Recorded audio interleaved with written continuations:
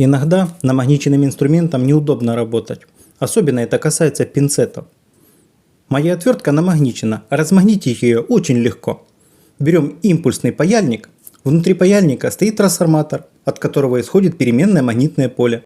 Включаем паяльник, дотрагиваемся отверткой или пинцетом до корпуса паяльника со стороны трансформатора и медленно отводим. Все. Теперь она не магнитна. Пользуйтесь. А с вас лайк и подписка. Впереди еще очень много интересных видео.